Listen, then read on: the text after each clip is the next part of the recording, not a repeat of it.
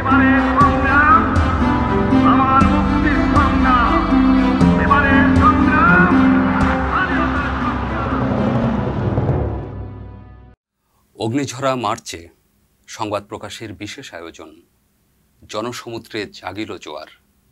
শুধু দর্শক শ্রোতা, সবাইকে স্বাগত জানাচ্ছি আজকের আয়োজনে। আজকের এই আয়োজনে আমাদের মাঝে উপস্থিত আছেন ৭ই মার্চের সেই ঐতিহাসিক ভাষণের একজন প্রত্যক্ষদর্শী আলোকচিত্রী মোহাম্মদ শুকুর মিয়া। আসুন তার সঙ্গে পরিচিত হই। শুকুর ভাই, স্বাগত জানাচ্ছি সংবাদ প্রকাশের স্টুডিওতে। কেমন আছেন? আলহামদুলিল্লাহ।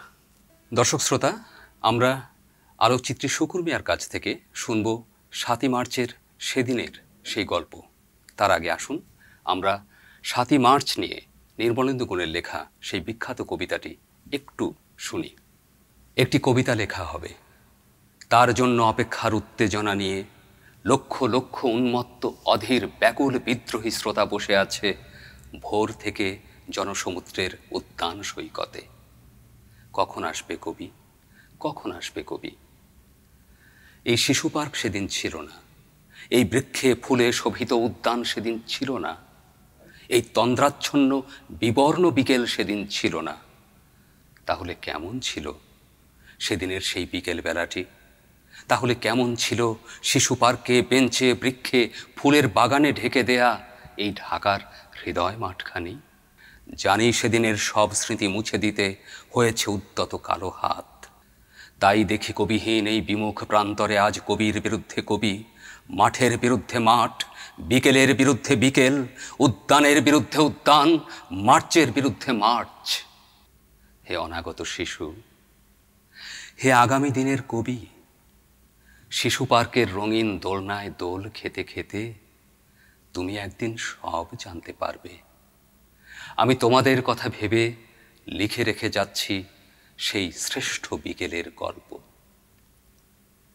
চলুন শোনা যাক সেই শ্রেষ্ঠ বিকেলের গল্প। শুকুর ভাই, আপনি সেদিন সেই রেসকোর্স ময়দানে, এখন যেটিকে আমরা সোহরাওয়ার্দী উদ্যান বলছি, সেখানে উপস্থিত ছিলেন। আপনি আমাদেরকে বলুন, আপনি কখন সেখানে উপস্থিত হলেন?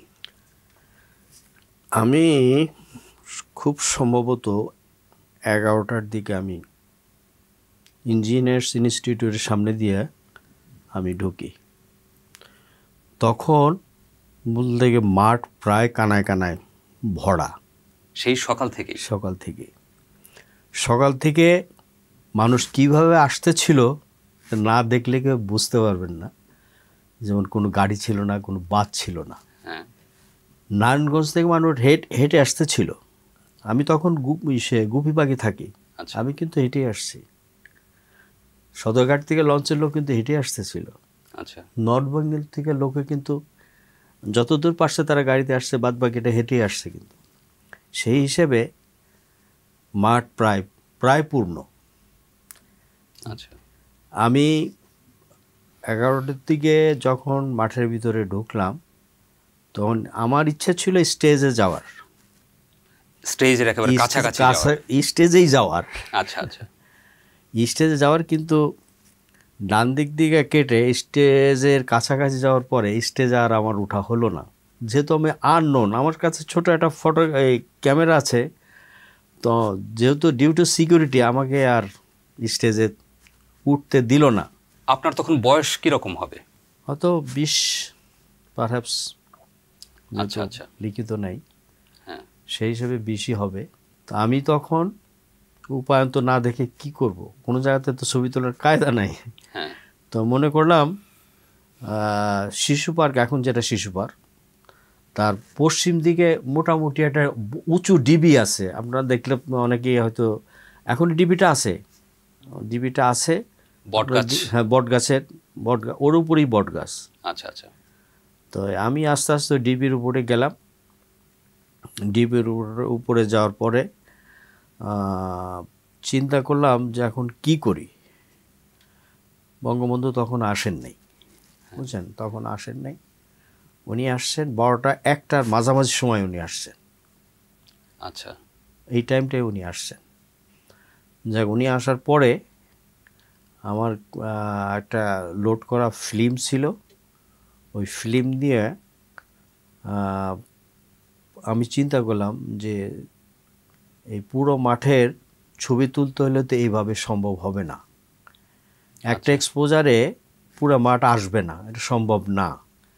তাহলে আমার চিন্তা হলো মাথার ভিতরে, 2-3টা বা 4টা যদি শট নেই, তাহলে পরবর্তীকালে একটা জুম জোড়া দিলে একটা সম্পূর্ণ মাঠটা কভার করবে। এই চিন্তা করে তখন আমি 4টা স্ন্যাপ নেই, 4টে স্ন্যাপ নেই। 4টে স্ন্যাপ নিয়ে আমি ওখানেই থাকি, ওখানেই বসে থাকি। বঙ্গবন্ধুর ভাষণ শুরু হলো, মানুষের উত্তেজনা চরম, সেটা কেউ না দেখলে বুঝতে পারবে না। আচ্ছা, আমরা এইখানে একটু থামি। আপনি বলছিলেন যে একটা ছবির কথা, যে 4টা স্ন্যাপ নিয়ে এই জনতাকে আপনি একই ছবিতে দেখাতে চাচ্ছেন। এইটা হলো আমার ভিউ, মানে মনের ভিতরে ইচ্ছাটা ছিল এরকম। হ্যাঁ, দর্শক শ্রোতা, আমরা জানি সেই সময়ে প্রযুক্তি এখনকার মতো ছিল না। এখন যেরকম প্যানোরামিক ছবি তোলা যায়, পুরো একটা মাঠের ছবি বিশালভাবে তোলা সম্ভব হয়, সেই রকম ছিল না। কিন্তু তিনি এই অসম্ভবকে সম্ভব করেছিলেন, তার সেই ইচ্ছাটি ছিল, সেই ইচ্ছাটিকে যে কোনোভাবে হোক তিনি বাস্তবায়ন করেছিলেন। আমরা একটু ছবিটা দেখি, যে ছবিটার কথা একটু আগে বলছিলেন। আপনি একটু আমাদেরকে বুঝিয়ে বলবেন যে এটা কিভাবে আসলে সম্ভব হলো, এত লম্বা একটা ছবি কি করে তুললেন? আমি একটা চিন্তা করলাম যে ছবিটা কিভাবে তুললে আমি জোড়া দিতে পরবর্তীকালে কোনো সমস্যা হবে না। আচ্ছা, সেই চিন্তা করলাম, এখান থেকে স্টেজ থেকে, বঙ্গবন্ধু স্টেজ থেকে গাছটা আমি 50% নিলাম, অর্ধেকটা নিলাম। আচ্ছা, এই অর্ধেকটার থেকে আমি নিলাম হলো ওই কালী মন্দির পর্যন্ত। আচ্ছা, কালী মন্দির পর্যন্ত, কালী মন্দির থেকে টিএসসি পর্যন্ত আমি এইভাবে ভাগ করে 3-4টে শট নিয়েছি। আচ্ছা, আচ্ছা। এবং কিছু ল্যান্ডমার্ক রাখা হলো যে এখানের সঙ্গে এই অংশটুকুনকে মিলিয়ে দেওয়া যাবে। কেন যেন আমার মাথায় এটা বুদ্ধি আসছিল তখন, আমি জানি না। আচ্ছা, তো এইরকম ভাবে পুরো জনতার ছবি, এখানেও তো আসলে পুরো জনতা আসলে দেখা যাবে যে ওপাশে দুপাশেই আরো অনেক লোক ছিলেন। হ্যাঁ, হ্যাঁ। এইরকম ছবি তাহলে আর সে সময় তোলা হয়নি, অন্য কোনো ফটোগ্রাফার তোলেনি। আচ্ছা, আচ্ছা। তো সেই সময়ের ফটোগ্রাফিগুলো, এই যে জনতার ছবি আপনি বলছেন, তাহলে বিচ্ছিন্নভাবে বিভিন্ন অংশের ছবি আমরা পেয়েছি তাহলে, তাই তো ব্যাপারটা? আচ্ছা, তো এই জনতার কথা আপনি বলছিলেন, আমরা আরও একটু বিস্তারিত শুনতে চাই। আপনি বলছিলেন অনেক দূর দূরান্ত থেকে কষ্ট করে মানুষ হেঁটে হেঁটে এসছেন, বহু দূর থেকে। এটা সম্পর্কে আপনি আরেকটু ধারণা দিতে পারেন যে আসলে এই জনতার উপস্থিতিটা, আপনি বলতে শুরু করে আপনার ছবির দিকে চলে গিয়েছিলেন, আমরা বাকিটুকু শুনি। এখন এই মানুষ আসা, রেসকোর্স ময়দানে আসার কিন্তু এটা আগের একটা ঘটনা আছে। আগের একটা ঘটনা বলতে কি, 69-এর গণঅভ্যুত্থান নিশ্চয়ই আপনি শুনেছেন বা দেখেছেন। আমরা শুনেছি, বইয়ে পড়েছি। আচ্ছা, আমি কিন্তু অলরেডি উপস্থিত থাকতাম সবসময়। ওই আন্দোলনের সময় বঙ্গবন্ধু আউটার স্টেডিয়াম, যেটা হকি স্টেডিয়াম, বেসিক্যালি তো ওখানেই তো সভাগুলো হতো, ওখানে সভাগুলো হতো। কোনো এক ভাষণে বঙ্গবন্ধু বলেছিলেন দেশের সর্বশেষ রাজনীতি নিয়ে উনি ভাষণ দিবেন, এই কথাটা উনি কোনো একটা মিটিংয়ে বলেছিলেন, আগের কোনো একটা মিটিংয়ে বলেছিলেন। তারিখে দেওয়া ছিল 7ই মার্চ, রেসকোর্স ময়দানে ঘোষণা দেওয়া। সেই ঘোষণা মোতাবেকই 7ই মার্চ সোহরাওয়ার্দী উদ্যানে, তৎকালীন রেসকোর্স ময়দানে এই অনুষ্ঠানটা শুরু হয়। 7ই মার্চে অনুষ্ঠানটা শুরু হয়। আমি তো বললাম যে 11টার দিকে আমি আসছি, 12টার থেকে 1টার মধ্যে বঙ্গবন্ধু আসেন, তারপরে উনি ভাষণ দেন। কি ভাষণ দেন আপনারা এখনো শুনি রেডিওতে, টেলিভিশনে। তো মানুষ এই স্বতঃস্ফূর্ত না, মানুষ কিন্তু এটা চিন্তা করছিল, আমার ধারণা, যে বঙ্গবন্ধু একটা বিশেষ কিছু ঘোষণা দেবেন আজকে, হয়তো স্বাধীনের ঘোষণাই হোক, স্বায়ত্তশাসনের ঘোষণাই হোক, যেটাই হোক, এটা মানুষের কিন্তু কল্পনা, এটা কিন্তু মানুষের মনে এই আকাঙ্ক্ষাটা কাজ করছিল এবং সবার আকাঙ্ক্ষাটা বুঝে নিয়ে উনি সেই ঘোষণাটি দিয়েছেন যে এবারে সংগ্রাম স্বাধীনতার সংগ্রাম, এবারে সংগ্রাম মুক্তির সংগ্রাম। তাতে আমরা বুঝলাম। তারপরে আরেকটা কথা বললাম, যার যা কিছু আছে তোমরা শত্রুর মোকাবেলা করো, যার যা কিছু আছে শত্রুর উপর ঝাঁপিয়ে পড়ো। এই 3টা কথাই কিন্তু আমরা মুক্তিযুদ্ধের একটা গন্ধ পাই, স্বাধীনতা সংগ্রামের বা স্বাধীনতার জন্যে একটা পটভূমির আমরা কিন্তু পেয়ে যাই 7ই মার্চে, যে আমাদের কী করতে হবে, কী করণীয়। হ্যাঁ, তা সেখান থেকেই আমরা বুঝতে পারি যে আমাদের পরবর্তী কর্মপন্থা কী। আমার ছোট মস্তিষ্কে যেটা বোঝা যায়, ভাষণ শেষ হলো খুব সম্ভব 2:30 থেকে 3টার দিকে শেষ হয়ে গেল। আচ্ছা, ভাষণ শেষ হয়ে গেল, মানুষ খুব স্লোলি এবং স্বতঃস্ফূর্তভাবে স্লোগান দিতে দিতে মাঠের থেকে বেরিয়ে যাচ্ছে। আচ্ছা, তো আপনার এই ফটোগ্রাফি নিয়ে আবার আমি একটু যাই। আপনি তো সেই সময় অনেক ফটোগ্রাফি করেছিলেন, আরও অনেক ফটোগ্রাফি করেছিলেন।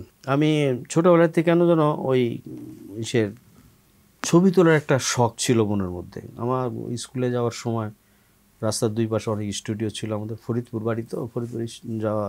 আচ্ছা, আমি ঈশান স্কুলে পড়তাম, ওখান থেকে এসএসসি আমি দিছি, কমপ্লিট করছি ওখান থেকে। তখন ওই যে স্টুডিওর ছবি দেখতে দেখতে মনের ভিতরে একটা ভাব জাগে যে আমি যদি ছবি তুলতে পারতাম। হ্যাঁ, সেটা কথা চিন্তা করে আমি ছোটোবেলা কিন্তু আরেকটা ক্যামেরা আমি ব্যবহার করছি, সেটা হলো ওই কোডাক বক্স ক্যামেরা। আচ্ছা, সেটা ফিল্মের সাইজ হলো 8টা ছবি তুলতো, সেটা বক্সের ক্যামেরা ফিল্মের সাইজ হলো 3.5 ইঞ্চি বাই 2.5 ইঞ্চি। আচ্ছা, এত বড় ফিল্ম ছিল। তো কোডাক ফিল্মই ইউজ করতাম। আমার তখন ওই হাতে করি ওই ক্যামেরা দিয়েই। তারপরে আর কোনো ছবি টবি তোলা হয়নি। তারপরে 1968 সালে আমি এই লুবিটেল 2 ক্যামেরাটা কিনি। আচ্ছা, নিউ মার্কেটের আকসি স্টুডিও থেকে, খুব সম্ভব 80 টাকা দিয়ে। আচ্ছা, এই বন্ধু বান্ধবের ছবি টবি তুলি, সিনারি তুলি, এইটাই। পলিটিক্যালি ছবি তুলবো বা ওই সাংবাদিক হব, এই ধরনের কোনো চিন্তা ভাবনা আমার ছিল না। আচ্ছা, তো আপনার চোখ দিয়ে আমরা সেদিনের দৃশ্যগুলোকে আরেকটু গভীরভাবে দেখতে চাই, আর একটু ছোট ছোট করে আপনি যদি আমাদেরকে একটু বর্ণনা দেন। যেমন সেদিনের মঞ্চটার কথা আপনি আমাদেরকে একটু বলুন। মঞ্চটা কোন প্রান্তে হয়েছিল, কিরকম ছিল, মঞ্চে কারা ছিলেন? হ্যাঁ, এটা আমি বলতে, মঞ্চে কারা ছিল ওখান থেকে বোঝা সম্ভব ছিল না, ওখান থেকে বোঝা ছিল না, মানে একটু দূরে ছিলেন আপনি। হ্যাঁ, আমি অনেক দূরে, তো অনেক দূরে। মঞ্চের অবস্থানটা ঠিক কোথায় ছিল? মঞ্চের অবস্থা ছিল ওই শিশু পার্কের মধ্যে যে ব্যাংকটা আছে না, একটা উত্তরা ব্যাংক না কি ব্যাংক না পূবালী ব্যাংক বোধহয় আছে এখন একটা। আচ্ছা, ওর পশ্চিম দিকে ছিল। আচ্ছা, ওর পশ্চিম দিকে ছিল। কোন জায়গায় ছিল সেটা আমি বুঝাইতে পারবো। সেটা হলো ইন্দিরা গান্ধী যখন আসছিলেন, যেখানে মঞ্চটা করছিলেন ইন্দিরা গান্ধীর ঠিক সেখানটাই। আচ্ছা, ইন্দিরা গান্ধীর মিটিংয়ের ছবি আমার কাছে আছে। আচ্ছা, সেই ছবি আমি তুলেছিলেন? হ্যাঁ, অনেক দূরের থেকে, খুব একটা স্পষ্ট না, তো ওটা বোঝা যায় যেটা ইন্দিরা গান্ধী যে মঞ্চটা করছিলেন ইন্দিরা গান্ধীর জন্য, সেই মঞ্চটা দেখা যায়। একই জায়গাতে করা হয়েছিল মঞ্চটি। হয়েছিল। শুকুর ভাইয়ের কথায় যেমন আমরা শুনতে পেলাম, সেদিনের মাঠের ছবি অর্থাৎ বর্তমান সময়ের সঙ্গে সেই সময়ের ছবিকে পুরোপুরি মেলানো যায় না। তখনকার মাঠ, তখনকার যে অবকাঠামো একেবারে ভিন্ন রকমের ছিল। আমরা নির্মলেন্দু গুণের সেই বিখ্যাত কবিতাটিতে আবার একটু দৃষ্টি ফেরাবো। সেখানেও কিন্তু সেই কথাগুলোই বলা হয়েছে। সেদিন এই উদ্যানের রূপ ছিল ভিন্নতর, না পার্ক না ফুলের বাগান, এসবের কিছুই ছিল না। শুধু একখণ্ড অখণ্ড আকাশ যেরকম, সেরকম দিগন্ত প্লাবিত ধুধু মাঠ ছিল, দুর্বাদলে ঢাকা, সবুজে সবুজময়। আমাদের স্বাধীনতা প্রিয় প্রাণের সবুজ এসে মিশেছিল এই ধুধু মাঠের সবুজে। কপালে কবজিতে লাল শালু বেঁধে এই মাঠে ছুটে এসেছিল কারখানা থেকে লোহার শ্রমিক। লাঙল জোয়াল কাঁধে এসেছিল ঝাঁক বেঁধে উলঙ্গ কৃষক। পুলিশের অস্ত্র কেড়ে নিয়ে এসেছিল প্রদীপ্ত যুবক। হাতের মুঠোয় মৃত্যু, চোখে স্বপ্ন নিয়ে এসেছিল মধ্যবিত্ত, নিম্ন মধ্যবিত্ত, করুণ কেরানি, নারী, বৃদ্ধ, বেশ্যা, ভবঘুরে। আর তোমাদের মতো শিশু পাতাকুড়ানিরা দল বেঁধে। একটি কবিতা পড়া হবে, তার জন্য সে কি ব্যাকুল প্রতীক্ষা মানুষের, কখন আসবে কবি, কখন আসবে কবি। এই যে কবি বলা হচ্ছে আমাদের জাতির পিতা বঙ্গবন্ধু শেখ মুজিবুর রহমানকে, এই অর্থে কবি যে স্বাধীনতা নামক অমর কাব্যের তিনি রচয়িতা। তিনি যে ঘোষণা করেছিলেন এবারের সংগ্রাম আমাদের মুক্তির সংগ্রাম, এবারের সংগ্রাম স্বাধীনতার সংগ্রাম, এই যে কথাগুলো, এই কথাগুলো যেন কবির বাণীর মতো উচ্চারিত হয়েছে। এবং সেই কবিতা হচ্ছে এই কোটি কোটি মানুষের মনের ভেতরে তাদের যে আকাঙ্ক্ষা, সেই আকাঙ্ক্ষার প্রতিফলন। তাকে দেখার জন্য বা তার সেই আকাঙ্ক্ষিত বাণী শুনবার জন্য মানুষ এই যে ভোর থেকে অপেক্ষা করেছিলেন। তো এই মানুষদের মধ্যে আপনিও তো একজন। আপনি অনেক মানুষকে দেখেছেন। তখনকার সময়ের প্রেক্ষাপটে মানুষের মনের কথাগুলো আসলে কি রকম ছিল, মানুষ আসলে কি চাইছিল, মানুষেরা আসলে এই পাকিস্তানি শাসনামলে এই একের পর এক নির্যাতন, নিষ্পেষণ, একের পর এক বৈষম্যের মধ্য দিয়ে যাওয়া, এই বিষয়গুলোকে কিভাবে দেখছিল, সেগুলো যদি আপনি একটুখানি আমাদের কাছে তুলে ধরতেন। দেখেন, এখনকার প্রেক্ষাপটে আমরা যেটা দেখি সেটা হলো মিটিং মিছিলে গেলে কিন্তু খাবার এবং পানির কোনো অভাব হয় না, অর্থাৎ কেউ সেগুলো দিয়ে দেয়। 7ই মার্চে কিন্তু ছিল না মানুষের, 7ই মার্চে কিন্তু ছিল না কেউ পানি দেওয়ার বা খাবার দেওয়ার, ব্যাকপ্যাক বিস্কুট দেওয়ার মতো কেউ ছিল না। বা যারা সবাই আসছে, যারা এই চরারদুন্নে আসছে, তারা কিন্তু খাবার জন্য এক প্যাকেট বিরিয়ানির জন্য বা এক প্যাকেট বিস্কিটের জন্য বা এক বোতল পানির জন্য কিন্তু আসে নাই, আসছে শুধু বঙ্গবন্ধুর ভাষণ শোনার জন্য, উনি কি দিক নির্দেশনা দিবেন এইটা শোনার জন্যই।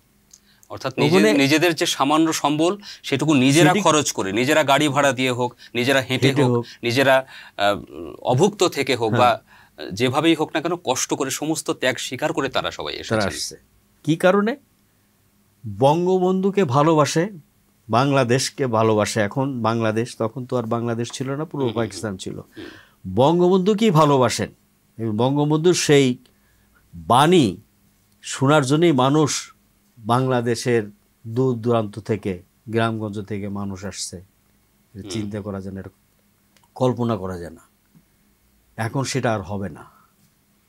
আচ্ছা, এটা এই ধরনের জনসভা আর কোনোদিন হবে না। আচ্ছা, এটা হলো, এটা যে জনসাধারণ যে আসছে এই চরারদুদ্দানে, এটা কিন্তু মনের থেকে আসছে। কোনো ভয় কি কাজ করছিল সেই সময়ে যে এই রকম একটা জনসভার ওপরে প্রশাসনের তরফ থেকে কোনো রকমের আক্রমণ? যেমন আমরা 52-র কথা জানি, 52-র 21শে ফেব্রুয়ারিতে সেখানে গুলি চালানো হয়েছিল, সেরকম কোনো ভীতি কি কাজ করেছে? এখানে আমার যতদূর মনে পড়ে, আমি তো গুইবাগিতে হেঁটে আসতেছিলাম, আমার মনে পড়ে আমি দু একটা পুলিশের গাড়ি রাস্তার পাশে দেখেছি, পুলিশ কিন্তু রাস্তায় আমি দেখিনি। আচ্ছা আচ্ছা, ট্রাফিক বা পুলিশ কিন্তু রাস্তায় আমি দেখিনি। এটা একটা আশ্চর্য ব্যাপার আমার কাছে। মাঝে মধ্যে কোথাও ট্রাকে পুলিশ ছিল কিন্তু রাস্তায় কোনো পুলিশ ছিল না বা ট্রাফিকও ছিল না। আচ্ছা, তা আমার মনে হয় এটা হয়তো তৎকালীন সরকারের, পাকিস্তানি সরকারের একটা ভীতি কাজ করছিল। উল্টো জনসাধারণের মনে ভীতি কাজ করেনি, উল্টো সরকারের মনে ভীতি কাজ করছিল যে কি হতে যাচ্ছে। তা না হলে তারা এতদিন যে পাকিস্তান স্টিম রোলার চালাইছে আমাদের বাঙালির উপরে, সেদিন কিন্তু এটা হয়নি। কীরকম অত্যাচার করেছে তার একটু নমুনা দিই আমি। সেটা হলো, গণ অভ্যুত্থানের সময় আমি মিছিলে ছিলাম, শহীদ মতিউর যেদিন মারা যায়, আচ্ছা, সেদিন কিন্তু আমি মিছিলে ছিলাম। আমি মতিউরের কফিনে আমি ফুলটা দিছি। আচ্ছা, সেই ফুলটা নিছি। পুলিশ যখন তাড়া করলো, তখন আমি অনেক লোক, কার্জন হলের যে রেল মিনিস্ট্রির যে বিল্ডিংটা, ওখান থেকে তো কার্জন হলে ঢোকার একটা গেট, গুলিস্তানের ওই দিক থেকে, হ্যাঁ, ওই গেট দিয়ে আমরা ঢুকে যাই ভিতরে। তার গুলি যখন থামলো, আরও কে মারা গেছে জানি না, আমি পিছন থেকে তাকানোর মতো অবসর ছিল না, দৌড়ে ছুটে। তা যখন গুলিটা থামে গেল, মানুষ ছত্রভঙ্গ হয়ে গেল। এক পর্যায়ে কার্জন হলের ভিতরেই অনেক ফুলের বাগান ছিল, ওখান থেকে কয়টা ডালিয়া ফুল নিয়ে আসি। হুম, তখন ঘোষণা হলো যে মতিউর মারা গেছে। আচ্ছা, তা আমি ওই আউটার স্টেডিয়ামে, আমরা বর্তমান যে হকি স্টেডিয়ামে, ওখানে তার জানাজা হয়।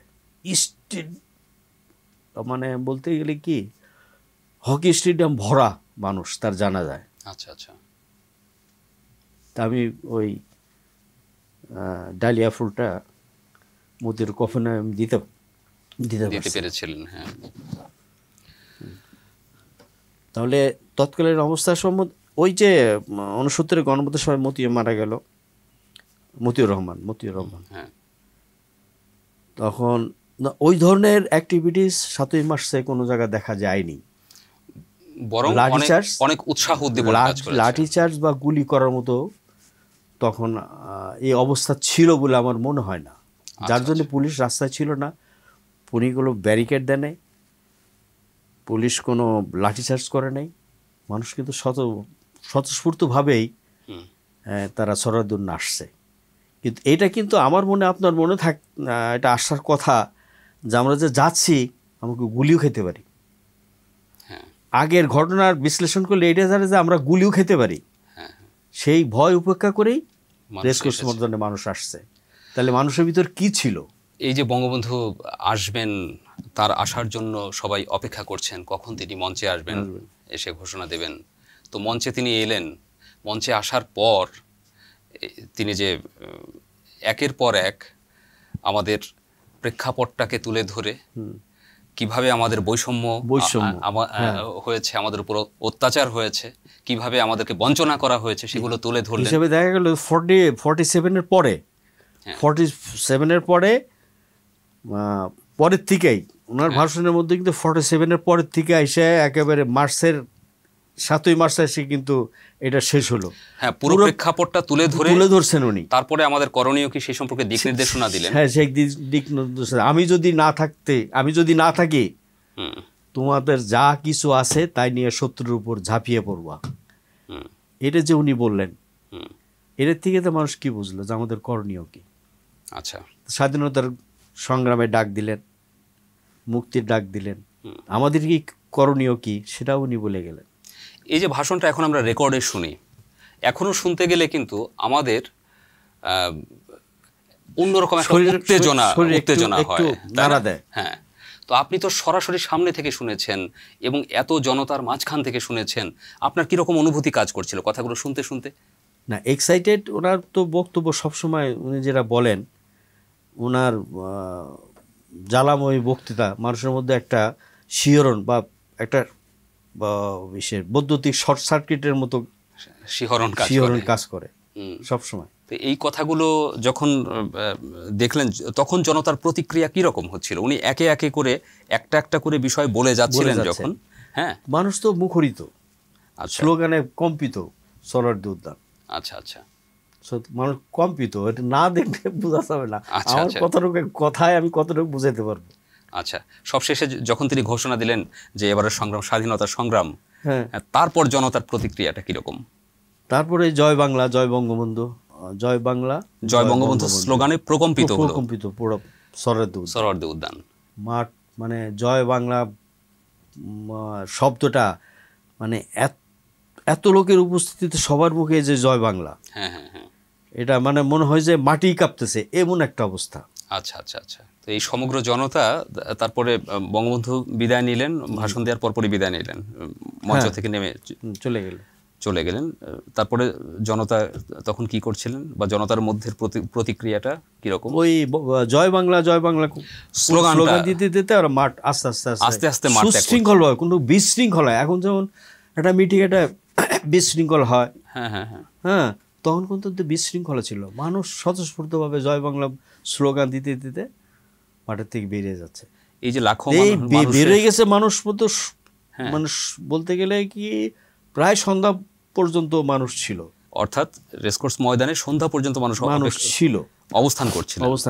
মানে অবস্থান করছিল এই কারণে যে ম্যাচ তো বেরিয়েও যাবে, তো এত মানুষের বেরোতে সময় লাগে, এটা একটা ব্যাপার। পাশাপাশি তাদের ভেতরে যে উত্তেজনাটা কাজ করছিল, হ্যাঁ, সেই কারণেও মানুষ অবস্থান করছিলেন, স্লোগান দিচ্ছিলেন, সেই কারণে অবস্থান করছিলেন। তো বঙ্গবন্ধু মঞ্চে এসে এই যে লাখো জনতার, কোটি জনতার মনের কথাকে তিনি উচ্চারণ করলেন তার সেই ঐতিহাসিক ঘোষণার মধ্য দিয়ে, সেই ঘটনাটি কবির কলমে কিভাবে লেখা হয়েছে সেদিকে একটু মনোযোগ ফেরাবো আরেকবার। শত বছরের শত সংগ্রাম শেষে রবীন্দ্রনাথের মতো দৃপ্ত পায়ে হেঁটে অতঃপর কবি এসে জনতার মঞ্চে দাঁড়ালেন। তখন পলকে দারুণ ঝলকে তরিতে উঠিল জল, হৃদয়ে লাগিল দোলা, জনসমুদ্রে জাগিল জোয়ার, সকল দুয়ার খোলা, কে রোধে তাহার বজ্রকণ্ঠ বাণী। গণসূর্যের মঞ্চ কাঁপিয়ে কবি শোনালেন তার অমর কবিতাখানি। এবারের সংগ্রাম আমাদের মুক্তির সংগ্রাম, এবারের সংগ্রাম স্বাধীনতার সংগ্রাম। সেই থেকে স্বাধীনতা শব্দটি আমাদের। তো শুকুর ভাই, আমরা শুরুতে যে ছবিটা নিয়ে কথা বলছিলাম, আপনি আরও কিছু ছবি তুলেছেন, কিন্তু সবচেয়ে আপনার আলোচিত যে ছবিটি, সেই দীর্ঘ ছবিটি, সেটি আমাদের হাতে এই মুহূর্তে যেটা আছে, সেটি আপনি কি করে এটা প্রসেস করে তারপরে পত্রপত্রিকায় প্রকাশিত হলো, তাই তো? প্রসেস করার পরে নাকি প্রথমে, অর্থাৎ এই ছবিটির ইতিহাস, পরবর্তী ইতিহাসটা আমরা একটু জানতে চাই, এবং এখন এটি কোথায় আছে, কিভাবে আছে? এই ছবিটা মুক্তিযুদ্ধ জাদুঘরে আছে, এবং তারা একটা বিজ্ঞাপনের মাধ্যমে এই স্বাধীনতা উত্তর কারো কাছে কোনো ডকুমেন্ট থাকলে সেগুলো তারা চায়। তা আমি আমার এই 7ই মার্চের ভাষণের 3টে নেগেটিভ সহ আমি মুক্তিযুদ্ধ জাদুঘরে যাই। তখন সেগুন বাগিচা ছিল মুক্তিযুদ্ধ জাদুঘর, ওনারা খুব হাইলি অ্যাপ্রিসিয়েট করে যে আমরা এই ধরনের কাজই তো খুঁজছিলাম। তা আমি বলি তাহলে এটা আমি প্রসেস করে দেই। তখন আমি এটা রফিক ভাইরে দিয়ে জোড়া দিয়ে তারপরে তাদের এটা দিয়ে দিই। এবং তাদের বোধহয় 37 নম্বর একটা অ্যালবাম করছে তারা, আচ্ছা, মুক্তিযুদ্ধ জাদুঘর, খুব সম্ভবত 37 নম্বর পৃষ্ঠায় এটা ছাপা আছে। হ্যাঁ, মুক্তিযুদ্ধের একটা অ্যালবাম আছে, ওই অ্যালবামের ভিতরে ছাপা আছে, আপনার এই ছবিটি আছে। আছে। আচ্ছা আচ্ছা। তারপরে আমি দিয়েছিলাম জাতীয় জাদুঘরে, এটা দিছি হলো ইসের সাংস্কৃতিক মন্ত্রণালয়ের যে মন্ত্রী ছিলেন আমাদের ওই আসাদুজ্জামান নূর ভাই, তার কাছে এটা হস্তান্তর করি। ওই তাদের মিটিংয়ে তাদের আমার শুধু না, অন্যান্য কিছু স্বাধীনতা সংগ্রামের কোনো থাকলে, স্মৃতি থাকলে সেগুলো জমা দেওয়ার জন্যে। তা আমি ওনার কাছে সেটা 6 ফিট লম্বা, 6 ফিটই করা গেছে শেষ পর্যন্ত। যে কোয়ালিটি ঠিক রাখতে হলে 6 ফিটের উপর আর যাওয়া যাবে না। আচ্ছা আচ্ছা আচ্ছা। তখন নেগেটিভগুলো খুব মোটা ছিল, এবং আমি প্রিজার্ভ করছিলাম সিঙ্গেলভাবে, ছোট ছোট খামে সিঙ্গেলভাবে আমি রাখছিলাম, কারণ ওটা আঠা তো লেগে না যায়, বুঝলেন। তখন এটা করে কমপ্লিট করে 6 ফিট করে আমি মুক্তিযুদ্ধ জাতীয় জাদুঘরে এটা তাদের অনুষ্ঠানে এটা করি, হস্তান্তর করি। অর্থাৎ মুক্তিযুদ্ধ জাদুঘরেও আপনি এটা দিয়েছেন, আবার জাতীয় জাদুঘরে ছবিটাকে হস্তান্তর করেছেন। তো শুকুর ভাই, আপনি এই যে শুধু একজন প্রত্যক্ষদর্শী নন 7ই মার্চের ভাষণের, এত বড় একটা ঐতিহাসিক ঘটনার আপনি একটি প্রামাণ্য দলিল আপনি নিজে ধারণ করেছেন, সেটিকে সংরক্ষণ করেছেন, এবং এই নতুন প্রজন্মের কাছে সেটিকে তুলে ধরবার ব্যবস্থা করে দিয়েছেন। সেই অর্থে আপনি আমাদের ইতিহাসের অংশ। তো আমি আপনার কাছে জানতে চাই যে এটা ভেবে আপনার অনুভূতি কীরকম হয়, আপনার কিছু কথা আমরা এই প্রসঙ্গে শুনতে চাই। আমি যেটা চিন্তা করছি সেটা এটা সম্বন্ধে আমার একটা তেমন কোনো ছিল না, যতদিন পর্যন্ত আমি ওই মুক্তিযুদ্ধ জাদুঘর যদি বিজ্ঞাপনটা না দিত তাহলে এটা কিন্তু চাপা পড়েই থাকতো। অর্থাৎ আপনি নিজে এই বিষয়টাকে এতখানি সামনে নিয়ে আসেনি। মুক্তিযুদ্ধ জাদুঘর তার বিজ্ঞাপনের মাধ্যমে যখন এটা চাইলো তখন আমি এটাকে বের করলাম, বের করে তাদেরকে দেখাইলাম, তারা বলেছে, তারা খুব খুশি হলো। আমি সেইভাবে এটা প্রসেস করে তাদেরকে দিয়ে দিলাম। তো এখন আমি ভাবি যে বাংলাদেশ থাকবে, হুম, বঙ্গবন্ধু চলে গেছেন কিন্তু উনি মানুষের মনের মধ্যেই উনি আছেন। এখনকার প্রজন্ম না, আগামী প্রজন্ম জানে যে বঙ্গবন্ধু কি ছিলেন, হুম, বঙ্গবন্ধু কি ছিলেন, তার জনপ্রিয়তা কত ছিল, সেটা বর্তমান এবং আগামী আমাদের আগামী প্রজন্ম সেটা বুঝতে পারবে এই ছবি দিয়ে। তাছাড়া এটাকে আর কেউ বোঝার মতো অন্য কোনো নেই। তো অনেক অনেক ধন্যবাদ আপনাকে মোহাম্মদ শুকুর মিয়া। আপনাকে ধন্যবাদ। আজকে আমাদের স্টুডিওতে এতক্ষণ আমরা যার কথা শুনলাম তিনি মোহাম্মদ শুকুর মিয়া, একজন আলোকচিত্রী। 1971 সালের 7ই মার্চের সেই ঐতিহাসিক ভাষণের একজন প্রত্যক্ষদর্শী আলোকচিত্রী।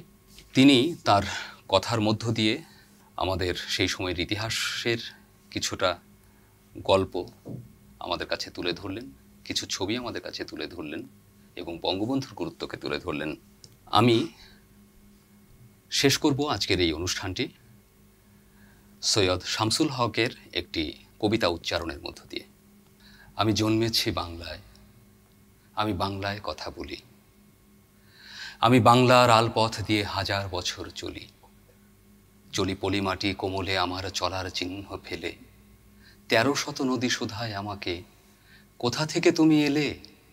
আমি তো এসেছি চর্যাপদের অক্ষরগুলো থেকে, আমি তো এসেছি সওদাগরের ডিঙার বহর থেকে, আমি তো এসেছি কৈবর্তের বিদ্রোহী গ্রাম থেকে, আমি তো এসেছি পালযুগ নামে চিত্রকলার থেকে, এসেছি বাঙালি পাহাড়পুরের বৌদ্ধ বিহার থেকে, এসেছি বাঙালি জোড় বাংলার মন্দির বেদি থেকে, এসেছি বাঙালি বরেন্দ্র ভূমে সোনা মসজিদ থেকে, এসেছি বাঙালি আউল বাউল মাটির দেউল থেকে, আমি তো এসেছি সার্বভৌম 12 ভূঁইয়ার থেকে, আমি তো এসেছি কমলার দিঘি মহুয়ার পাড়া থেকে, আমি তো এসেছি তিতুমির আর হাজি শরিয়ত থেকে, আমি তো এসেছি গীতাঞ্জলি ও অগ্নিবীণার থেকে, এসেছি বাঙালি ক্ষুদিরাম আর সূর্য সেনের থেকে, এসেছি বাঙালি জয়নুল আর অবন ঠাকুর থেকে, এসেছি বাঙালি রাষ্ট্রভাষার লাল রাজপথ থেকে, এসেছি বাঙালি বঙ্গবন্ধু শেখ মুজিবুর থেকে, আমি যে এসেছি জয় বাংলার বজ্রকণ্ঠ থেকে, আমি যে এসেছি 71-এর মুক্তিযুদ্ধ থেকে, এসেছি আমার পেছনে হাজার চরণ চিহ্ন ফেলে, শুধাও আমাকে এত দূর তুমি কোন প্রেরণায় এলে? তবে তুমি বুঝি বাঙালি জাতির ইতিহাস শোনো নাই, সবার উপরে মানুষ সত্য, তাহার উপরে নাই, একসাথে আছি একসাথে বাঁচি, আজও একসাথে থাকবই, সব বিভেদের রেখা মুছে দিয়ে সাম্যের ছবি আঁকবই। পরিচয়ে আমি বাঙালি, আমার আছে ইতিহাস গর্বের, কখনোই ভয় করি না কো আমি উদ্যত কোনো খর্কের। শত্রুর সাথে লড়াই করেছি, স্বপ্নের সাথে বাস, অস্ত্রেও শান দিয়েছি যেমন শস্য করেছি চাষ, একই হাসি মুখে বাজাইয়েছি বাঁশি, গলায় পড়েছি ফাঁস, আপোষ করিনি কখনোই আমি, এই হলো ইতিহাস। এই ইতিহাস ভুলে যাব আজ আমি কি তেমন সন্তান, যখন আমার জনকের নাম শেখ মুজিবুর রহমান, তারই ইতিহাস প্রেরণায় আমি বাংলায় পথ চলি, চোখে নীলাকাশ বুকে বিশ্বাস, পায়ে উর্বর বলি। এবারে সংগ্রাম আমার মুক্তির সংগ্রাম, এবারে সংগ্রাম স্বাধীনতার সংগ্রাম।